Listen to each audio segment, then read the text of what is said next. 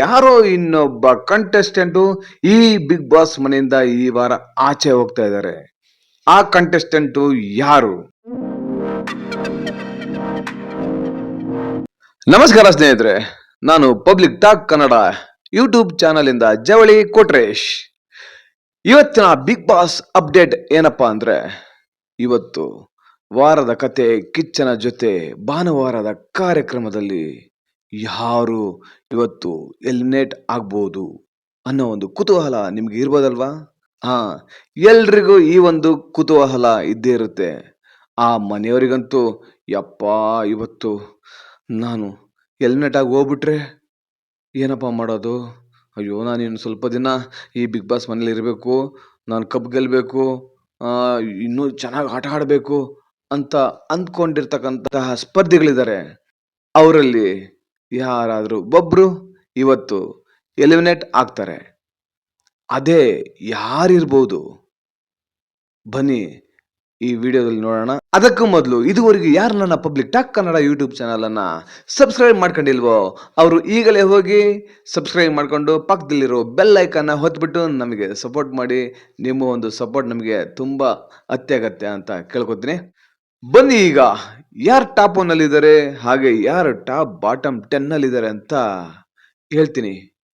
ಇದು big boss ನ 7ನೇ ವಾರದ ಎಲಿಮಿನೇಷನ್ ಅಪ್ಡೇಟ್. ವೋಟಿಂಗ್ ಪ್ರಕಾರ ಏನಾದ್ರೂ ಹೋದ್ರೆ ಬೇರೆ ಯಾರೋ ಈ ಮನೆಯಿಂದ ಆಚೆ ಹೋಗ್ಬೇಕಾಗಿತ್ತು. ಆದ್ರೆ ಇಲ್ಲಿ ವೋಟಿಂಗ್ ಪ್ರಕಾರ ಆಗಿಲ್ಲ. ಇಲ್ಲಿ ನೀವು ಯಾವ ಕಂಟೆಸ್ಟೆಂಟು ಈ ವಾರ ಮನೆಯಿಂದ ಆಚೆ ಹೋಗ್ತಾರೆ ಅಂತ ಅಂದ್ಕೊಂಡಿದ್ರು ಆ ಕಂಟೆಸ್ಟೆಂಟು ಹೋಗಿಲ್ಲ. ಇನ್ನ ಬೇರೆ ಯಾರೋ ಇನ್ನೊಬ್ಬ ಕಂಟೆಸ್ಟೆಂಟು ಈ ಬಿಗ್ ಬಾಸ್ ಮನೆಯಿಂದ ಈ ವಾರ ಆಚೆ ಹೋಗ್ತಾ ಇದ್ದಾರೆ. ಆ ಕಂಟೆಸ್ಟೆಂಟು ಯಾರು? ಬನ್ನಿ, ಯಾರ್ಯಾರಿಗೆ ಎಷ್ಟೆಷ್ಟು ಓಟ್ಗಳು ಬಿದ್ದಿದೆ, ಯಾರ್ಯಾರು ಯಾವ ಸ್ಥಾನದಲ್ಲಿದ್ದಾರೆ ಅಂತ ನಿಮಗೆ ಅಪ್ಡೇಟ್ ಕೊಡ್ತಾ ಹೋಗ್ತೀನಿ. ಈಗ ನಾವು ವೋಟಿಂಗ್ ಪ್ರಕಾರ ನೋಡೋದಾದ್ರೆ, ರಕ್ಷಿತಾ ಶೆಟ್ಟಿ ಅವರು ಟಾಪ್ 1 ನಲ್ಲಿದ್ದು 53% ಓಟನ್ನು ತೆಗೆದುಕೊಂಡಿದ್ದಾರೆ. ಅಂದ್ರೆ ಅವರಿಗೆ ಅವರ ಫಾಲೋವರ್ಸ್ಗಳ ಮೇಲೆ ಹಾಗೆ ಅವರ ಭಾಗದವರು ಅವರಿಗೆ ಓಟನ್ನು ಹಾಕೋದರ ಮೇಲೆ ಅಪಾರವಾದ ನಂಬಿಕೆ ಇತ್ತು. ಅದಕ್ಕೆ ಅವರು ಆಬ್ವಿಯಸ್ಲಿ ಕಾನ್ಫಿಡೆಂಟ್ ಆಗೇ ಇದ್ರು. ಈ ವಾರ ನಾನು ಸೇಫ್ ಆಗೇ ಆಗ್ತೀನಿ, ನಮ್ಮ ಒಂದು ಫಾಲೋವರ್ಸ್ಗಳು ಏನಿದ್ದಾರೆ ಅವ್ರು ನನ್ನ ಸೇವ್ ಮಾಡೇ ಮಾಡ್ತಾರೆ ಅನ್ನೋ ಒಂದು ಕಾನ್ಫಿಡೆಂಟ್ ಅಲ್ಲಿ ರಕ್ಷಿತಾ ಅವರಿದ್ರು. ಈಗ ಟಾಪ್ 2 ಅಲ್ಲಿ ಯಾರಿದ್ದಾರೆ ನೋಡ್ಬಿಡೋಣ. ಟಾಪ್ 2 ಅಲ್ಲಿ ರಘು ಅವರಿದ್ದಾರೆ. ಅವರು 26% ಓಟನ್ನು ತೆಗೆದುಕೊಂಡಿದ್ದಾರೆ. ರಘು ಅವರು ಉತ್ತಮವಾಗಿ ಆಟ ಕೂಡ ಆಡಿದ್ರು, ಟಾಸ್ಕ್ ಕೂಡ ಚೆನ್ನಾಗಿ ಮಾಡಿದ್ರು.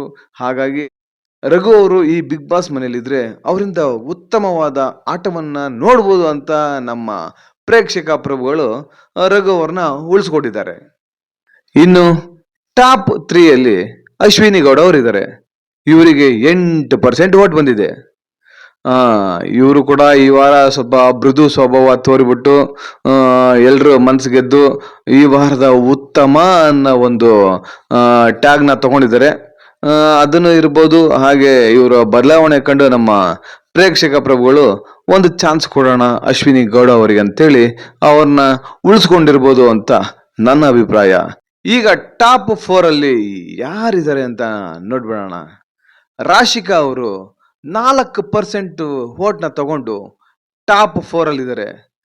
ಅವರು ಮನೆಯವ್ರ ಜೊತೆ ಅಷ್ಟೊಂದು ಜಗಳ ಆಡಿ ಎಲ್ಲರ ಜೊತೆ ಭಿನ್ನಾಭಿಪ್ರಾಯ ಇಟ್ಕೊಂಡ್ರು ಕೂಡ ನಮ್ಮ ಪ್ರೇಕ್ಷಕ ಪ್ರಭುಗಳು ರಾಶಿಕಾ ಅವರಿಗೆ ಒಂದು ಅವಕಾಶವನ್ನು ಕೊಟ್ಟಿದ್ದಾರೆ. ನಿಜವಾಗ್ಲೂ ಇದನ್ನ ರಾಶಿಕಾ ಅವರು ಉತ್ತಮವಾಗಿ ಬಳಸ್ಕೋಬೇಕು. ಈ ಮನೆಯಲ್ಲಿ ಅವರು ಉಳ್ಕೊಂಡ್ರೆ ಇನ್ನೂ ಉತ್ತಮವಾದ ಆಟ ಆಡ್ಬೋದು ಅಂತ ಅಂದ್ಕೊಂಡಿದ್ದೀನಿ. ಬನ್ನಿ ಈಗ ಬಾಟಮ್ ಇಂದ ಟಾಪ್ 4 ಅಲ್ಲಿ ಜಾನ್ವಿ ಅವರು ಇದ್ದಾರೆ. ಈ ಜಾನ್ವಿ ಅವರು ಸ್ವಲ್ಪ ವಾಹಿನಿ ಬಗ್ಗೆ ಮಾತಾಡಿದ್ರು. ವಾಹಿನಿ ಅವರು ಅವ್ರನ್ನ ಫೇವ್ರೇಟ್ ಆಗಿ ಇಟ್ಕೊಂತಾರೆ, ಅವ್ರನ್ನ ಉಳಿಸ್ಕೊಂತಾರೆ. ಇವ್ ಲವ್ ಟ್ರ್ಯಾಕ್ ನಡೆಯುತ್ತೆ, ಇವ್ರನ್ನ ಉಳಿಸ್ಕೊಂತಾರೆ. ಏನೇನೋ ಒಂದು ಕಲರ್ಸ್ ವಾಹಿನಿ ಬಗ್ಗೆ ಅಷ್ಟೆಲ್ಲ ಮಾತಾಡಿದ್ರು. ನಮ್ಮ ಪ್ರೇಕ್ಷಕರು 3% ಓಟ್ನ ಹಾಕಿ ಜಾನ್ವಿ ಅವರಿಗೆ ಒಂದು ಅವಕಾಶ ಕೊಟ್ಟಿದ್ದಾರೆ. ಈ ಒಂದು ಅವಕಾಶವನ್ನ ಜಾನ್ವಿ ಅವರು ತುಂಬಾ ಚೆನ್ನಾಗಿ ಉಪಯೋಗಿಸಬೇಕಂತ ನಾನು ಕೇಳ್ಕೊತೀನಿ. ಇನ್ನು ಬಾಟಮ್ 3 ಅಲ್ಲಿ ಕಾಕ್ರೋಚ್ ಸುದಿ ಅವರಿದ್ದಾರೆ. ಅವರು 3% ಓಟ್ನ ತಗೊಂಡು ಬಾಟಮ್ 3 ಅಲ್ಲಿ ಉಳ್ಕೊಂಡಿದ್ದಾರೆ. ಕಾಕ್ರೋಚ್ ಸೂದಿ ಅವರು ಒಳ್ಳೆ ಕಂಟೆಸ್ಟೆಂಟ್ ಕಣ್ರಿ. ಅವ್ರ ಮಗನೇ ಹೇಳ್ತಾರಲ್ಲ, ಪಾಪ ನಿನ್ನ ಆಟ ನೀನ್ ತೋರ್ಸು ಪಾಪ ಅಂತ ಮೊನ್ನೆ ಹೇಳಿದ್ದಾರೆ.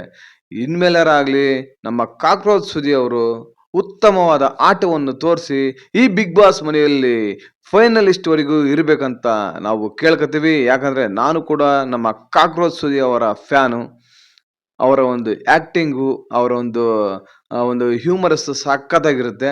ಆದ್ರೆ ಅವ್ರು ಯಾಕೆ ಇಲ್ಲಿ ಆ ಕಡೆನೂ ಇಲ್ಲ, ಈ ಕಡೆನೂ ಇಲ್ಲ, ಡಬಲ್ ಗೇಮ್ ಮಾಡ್ತಾರಂತ ಇನ್ನೂ ಗೊತ್ತಾಗ್ತಿಲ್ಲ. ನಮ್ಮ ವೀಕ್ಷಕರಿಗೆ ಏನಪ್ಪಾ ಒಂದು ಸಮಸ್ಯೆ ಆಗಿರೋದಂದ್ರೆ, ಇವರು ಈ ಕಡೆ ಪಾರ್ಟಿಯಲ್ಲಿದ್ರು, ಈ ಕಡೆ ಪಾರ್ಟಿಯಲ್ಲಿದ್ರು, ಯಾರ ಕಡೆ ಮಾತಾಡ್ತಾರೆ ಅನ್ನೋ ಗೊಂದಲದಲ್ಲೇ ಇದ್ದಾರೆ. ಇದ್ರ ಬಗ್ಗೆ ಕಿಚ್ಚ ಸುದೀಪ್ ಸರ್ ಕೂಡ ಎಷ್ಟೊಂದ್ ಸರಿ ಅವರಿಗೆ ಒಂದು ಮನವರಿಕೆನೂ ಮಾಡಿದ್ದಾರೆ. ಆದ್ರೂ ಕೂಡ ಅವ್ರು ಇನ್ನೂ ಅರ್ಥ ಮಾಡ್ಕೊಂಡಿಲ್ಲ.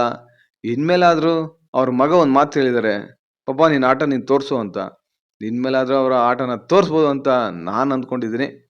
ಇನ್ನು ಬಾಟಮ್ 2 ಅಲ್ಲಿ ಡ್ಯಾಶಿಂಗ್ ಧ್ರುವಂತ್ ಅವರಿದ್ದಾರೆ.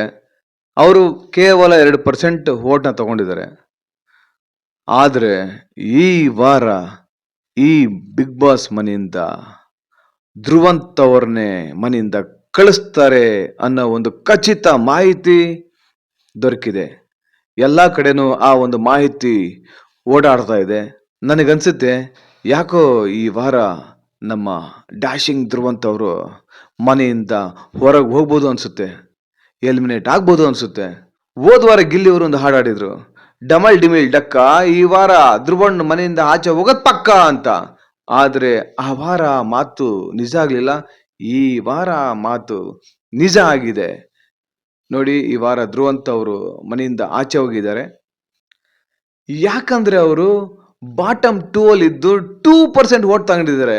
ಆದ್ರೆ ಈ ರಿಷಾ ಗೌಡ ಅವರು 1%, ಕೇವಲ 1% ವೋಟ್ನ ತಗೊಂಡು ಕೊನೆ ಸ್ಥಾನದಲ್ಲಿದ್ದಾರೆ. ಆದ್ರೂ ಕೂಡ ಧ್ರುವಂತ್ ಅವರು ಯಾಕೆ ಮನೆಯಿಂದ ಆಚೆ ಹೋದ್ರು? ಇದಕ್ಕೆ ಕಾರಣವಾದರೆ ಏನು? ಯಾಕೆ ಈ ಒಂದು ಪ್ರಕ್ರಿಯೆ ನಡೆಯಿತು?